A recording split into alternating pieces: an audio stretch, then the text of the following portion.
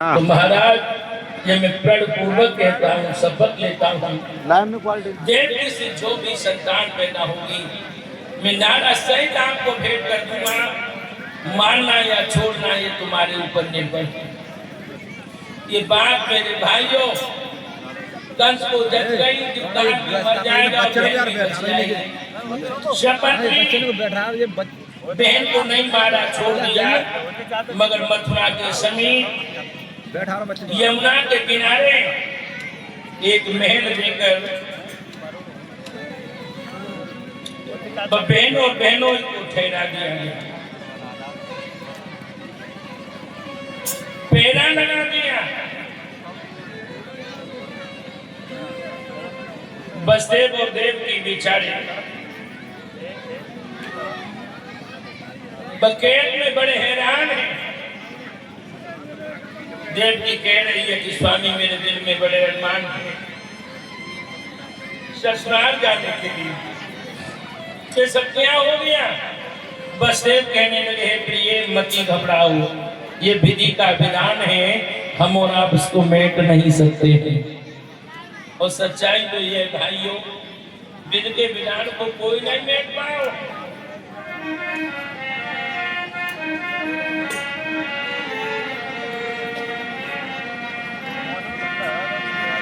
जो विधि कर्म में लिखी विधाता, मिटाने वाला कोई नहीं। और वक्त पड़े पर गज पर कपड़ा देने वाला कोई नहीं। वक्त पड़े पर गज पर कपड़ा देने वाला कोई नहीं।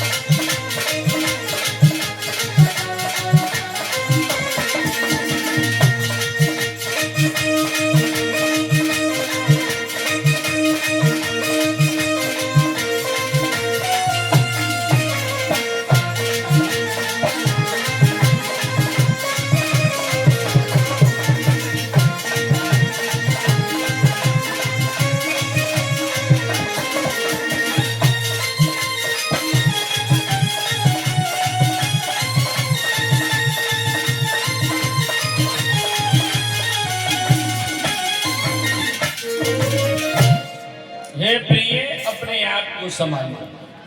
और मेरे भाइयों, 4 वर्ष बीत जाने के बाद देवकी ने एक बालक को जन्म दिया, परिचय। पता चला कि बेटा हुआ है। एक बात और बोलूं, बेटी भूख और लला जब सुना तो खुशी का ठिकाना नहीं रहा। लेकिन ये खुशी भक्त को ज्यादा देर नहीं रही। इस खुशी पर दुख की अंधियारी घटा ने साया डाला। जैसे भैया की याद आई, देव की रोने लगी। बस देव कहने लगे, हे प्रिय, जब बालक को चूम ले हमें दे। बहन मैया चीखती रही, नहीं नहीं, मेरे भैया को कान तो आंखों बेटा है, लेकिन बसदेव का त्याग देखिए। नाराज सहित बच्चे को देवकी से झपट लिया और बहना भाइयों कंस की सभा में ले जाकर रख दिया। बड़ा प्यारा बच्चा। अच्छा एक बात बताऊं, छोटो बच्चा काव को हुए परिचय बहुत प्यारो लगे। कंस ने इस बालक को देखा कि बालक का हाथ से मानो मुस्कुरा गया, तो कंस के हृदय में दया आई। वो कहने लगा, बसदेव, तुम्हारे त्याग ने हमारे हृदय को जीत लिया है। जाओ इस बालक को लेके हमारी बहन को दे दो। आत्मा ला के दो, हम यहाँ हाथों से मारेंगे। बसदेव जी ने बालक उठाया, चूमा। वो कहने लगे, महाराज तुमने हमारी उम्र लग जाए, हमारी लड़ा को नहीं मारा। और वो बालक लाके दे दिया देवकी को। देवकी ने लला की घमंड के हृदय से लगा दिया। भैया को आशीष देने लगी माता। इधर देवर्षि नारद सोच रहे हैं, कसाई के हृदय में दया कहां से आ गई? इसके भरे हुए कलश में अमृत की बूंद कहां से झलका गई? अगर ऐसे ये बच्चन को छोड़ता चला गया तो भगवान का आने का स्थिति खत्म हो जाएगा। घड़ा तो कब फूटेगा जब भर जाए। और नारद ने उठाया मीरा भक्तो, मथुरा नगरी में आए। बाहर नारद ने कंस को 18 का ऐसा पाड़ा पढ़ाया कि देवकी से होने वाली हर संतान को आत्मा सिद्ध करके वो पीड़ा उठा के चुपचाप निकल गए। कंस के होश उड़ गए, ये मैंने क्या कर दिया? अपने दुश्मन को छोड़ दिया, नंगे पैर भागा और भाग करके बहन के आंगन में। उस समय पर देवकी अपने लला को दुख पान करा रही है। बहना और भाइयों, कंस बोल रहे हैं, चूम लिया भाने को तो हमें दे, हमारा काल है, शिकार है। बहन चीज पड़ी, नहीं भैया, तेरा काल तो हाथ को लाना है। लेकिन भक्तों, अनाथों से बात नहीं बनती। इसने बहन की गोद से भाने का पैर पकड़ा, झपट लिया, हवा में 3 बार हाथ फैलाया, पत्थर की शिला पे पटक दिया। तो बालक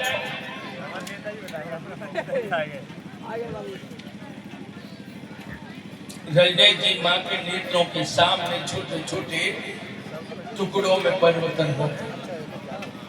अंदाजा लगाना, पहली भूखा लाला मैया के सामने इस कदर से पटक के मार दिया जाए। मैया के भक्तों प्राण का नहीं है। देवकी की चीख निकली, अपने लला के मांस के 2 थोड़ों पे गिर पड़ी। बब्बे मुंह रख करके बब्बे रो रही है। बाकी चला गया, कैसे रो रही है वो मारा।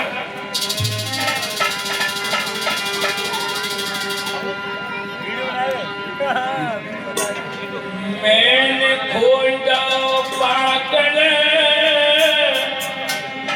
किसी को,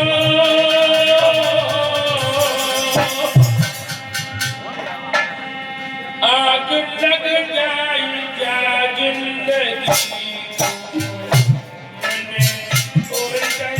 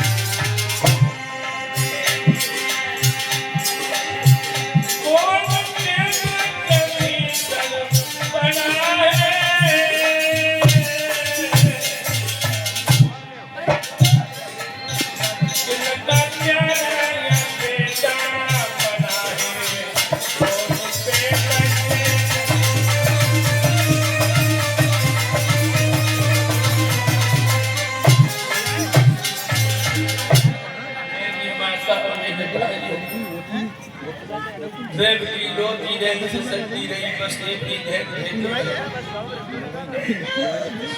इस काल बाबा की देव नहीं देवकी के 6 पुत्रों की हत्या कर दी। 7वां गर्भ आता है देवकी के, ये 6 माह का गर्भ पूर्ण हो चुका है। 7वें गर्भ में कोई और नहीं है, शेष जी हैं। त्रेता में नाम से छोटे बन के लक्ष्मण आए, द्वापर में बड़े बन के आए। यहाँ पर अपना अपना मत है। संतों ने लिखा है कि भगवान ने देखा कि अगर कंस आ गया शिव जी के सामने तो उन्हें मार नहीं पाएगा, उनके हाथों मर जाएगा। तो भगवान ने योग माया से कहा कि संघर्ष यानी खींच कर या गर्भ को यहाँ से हटाओ। तो योग माया ने संघर्ष यानी खींच कर गोकुल में रह रही रोहिणी के गर्भ में वो गर्भ प्रविष्ट कर दिया। इस प्रकार वहां जाकर भादों की शुक्ल पक्ष की छठ को बलभद्र जी अवतरित होते हैं। बोलिए बलभद्र भगवान की जय। इधर ही अब्बा फैल गई कि देवकी का 7वां गर्भ खंडित हो गया। 8वां है बड़ी तैयारियां कर दी परिषद जी।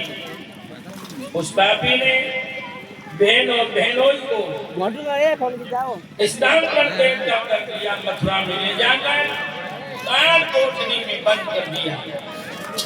काल कोठरी जानते हो, जब सूर्य को नामो निशान भी नहीं, अंधेरा है, हाथों में हथकड़ी, पैरों में बेड़ियां डाली, दूधियां लगा दी। हमारी भेंट का महंगा छड़े तो हमें अवगत कराना। अब नारायण ने योग माया से फिर कहा देवी एक काम और करो। बोले क्या? बोले तुम जाओ यशोदा के गर्भ में, हम जाते हैं देवकी के गर्भ में। इतना काम और कर दो, फिर हम कलयुग में तुम्हारा पूजन कर पाएंगे। मेरे भाई और बहना, योग माया यशोदा के गर्भ में गोकुल में आती है, नारायण जो है देवकी के गर्भ में आते हैं। जब कंस को पता चला कि गर्भ आ गया तो आदेश कर दिया हमारी बहन और बहनों को 18 दिन की सड़ी रोटियां दो। अच्छा भोजन मिलेगा तो पेट से बलवान पुत्र पैदा होगा। अंदाजा लगाना, जब मैया के पेट में बालक होगा चुप भोजन न मिले। भाइयों बहना माता व विप्राण कहाँ रहे हो तो क्या दशा करती पापी ने? दर्शना रख जाओ समय पूजो, पम रोटी के टुकड़ा करे देश गढ़ा में पानी है, कंबल में तो पड़े हुए।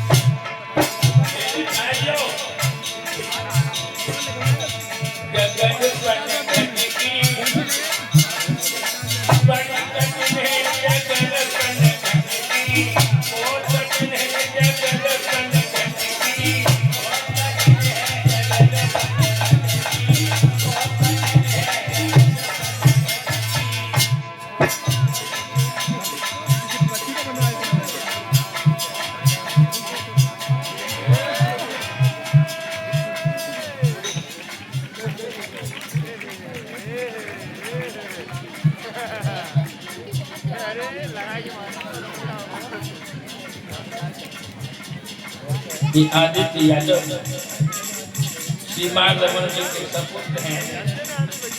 भगवान के लिए हम उनका तो माल्यार्पण साल से सम्मानित कर रहे हैं।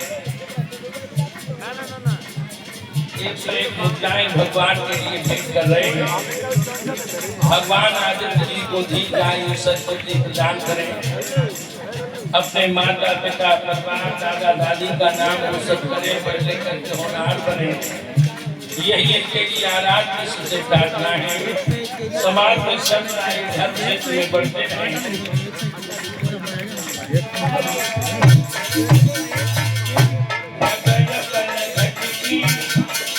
बहुत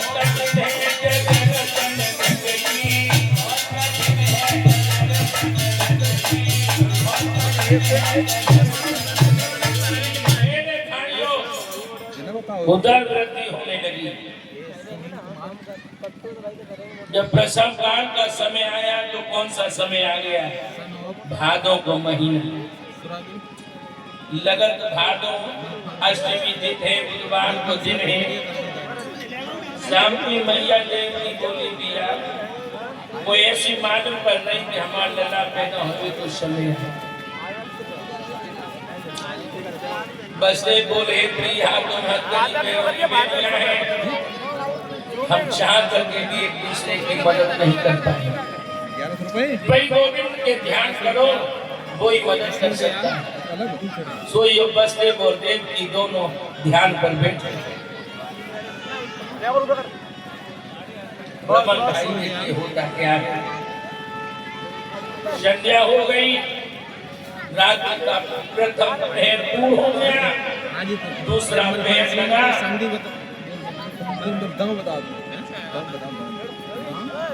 बड़ा मस्त ग्राम हाजीपुर।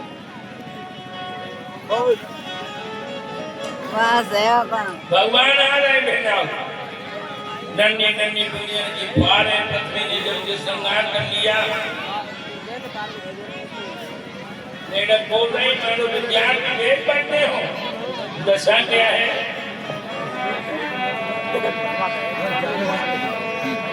भादों की रात अंधेरी है, पूनम की दनक ने बिजली है।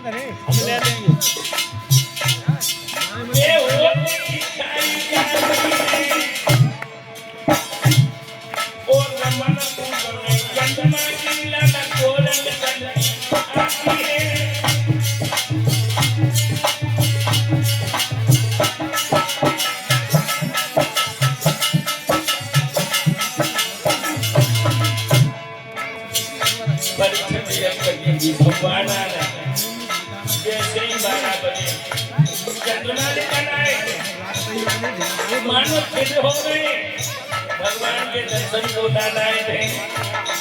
आकाश मान में देखो तो कसमे दिखाई कैसे आओ या जब आओ माधव ये बोल तुम्हारी कैसे।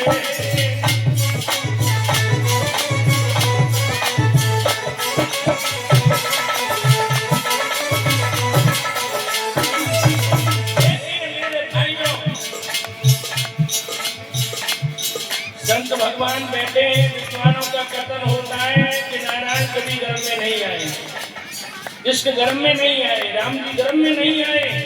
लेकिन जब आप भागवत को पढ़ेंगे तो आप पाएंगे भगवान के प्रागट्य के लिए देवगण गर्भ की स्तुति कर रहे हैं।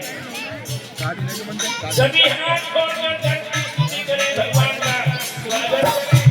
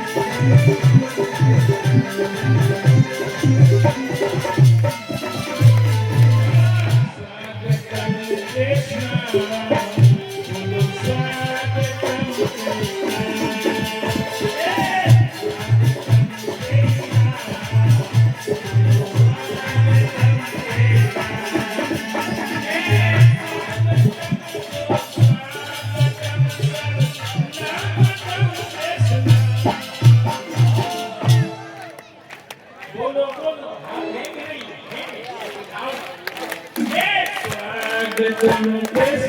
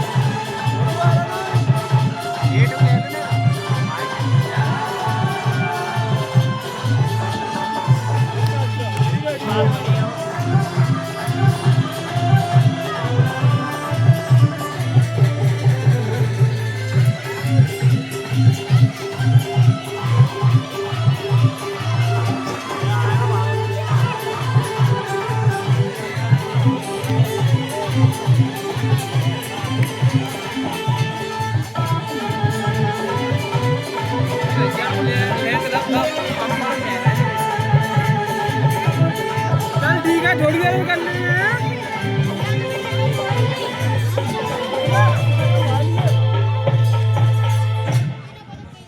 सभी स्वागत के लिए खड़े हैं, जय जयकार लेकर कर रहे हैं। और जैसे ही 12 बजा तो वसुदेव और देवकी की आंखों में लगा। एक लाला थोड़ा सा बढ़ता गया और भक्त और नौजवान की आकृति में खींचे सुडोल गंगा में स्नान हो जाए, शंख चक्र गदा पद्म हाथ में, गले में कौस्तुभ की मालाएं मणियों चमक रही हैं, शोभा दे रही हैं, पैरों की तरफ जैसे शास्त्री जी ने कहा काम ब्रह्मास्मि मैं ब्रह्म हूँ। उस अंधेरी कोठरी में इतनो प्रकाश है गयो मानो करोड़ों सूर्य एक साथ उगाए हो। कोई बसदेव और देवकी के दोनों हाथ जुड़ गए, जय हो गोविंद। चलो चलो पहुंचो सब लोग, चलो चलो। हम तुम्हारी क्या सेवा करें, भगवान मेरे लगे हे बसदेव और देवकी, तुम सच्चे साथी हो, सच्चे त्यागी। तुमने हमारे लिए चैतन्य को बल पर कुर्बान किया है। अब हम सेवा करवाने नहीं बल्कि तुम्हारी सेवा करने के लिए आए हैं। कितना दिव्य भौतिक शरीर है, दिव्य शरीर है भगवान का। माता देव की देखती देखती सपोर्ट बन गई और जो ही भगवान ने कहा कर सेवा करने आए, तो मैया बोली दीनानाथ क्यों मजाक करते हो, पिता बल के सामने खड़े हो और कह रहे हो कि हमारी सेवा करके आए हैं। भगवान बोले लाला भैया मैं तेरो लाला बन के आया हूँ। देवकी बोली गोविंद क्यों मजाक कर रहे हैं। ए बहना बेटी शान, ए बेटी ओ छोड़िया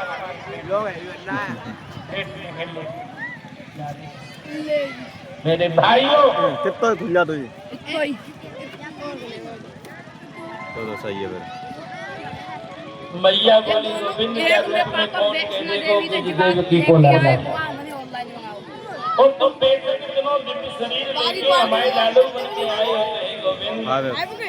हम तीनों में इतनी सामर्थ्य नहीं है कि इस दिव्य स्वरूप की हम सेवा कर सकें।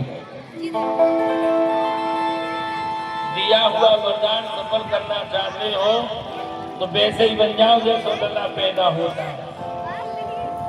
भगवान बोले भैया अब एक कारागृह में आ गया तो मैं उसे क्षणमात्र में मार डालूंगा। और अगर मैया कहने मोह लाला बनाए दो, छोटो बनाए दो, तो फिर कैसे अपनी रक्षा नहीं कर पावेंगे। मैया बोली वो कछु करना पड़े, मैं अपने जीते जी आपके ऊपर आँच नहीं आने दूंगी। भगवान बोले ठीक है मैया मैं छोटे पर तो जाऊंगा, लेकिन एक काम करिए। बोले क्या? पूरी नाती जात में मैं गोकुल में यशोदा के में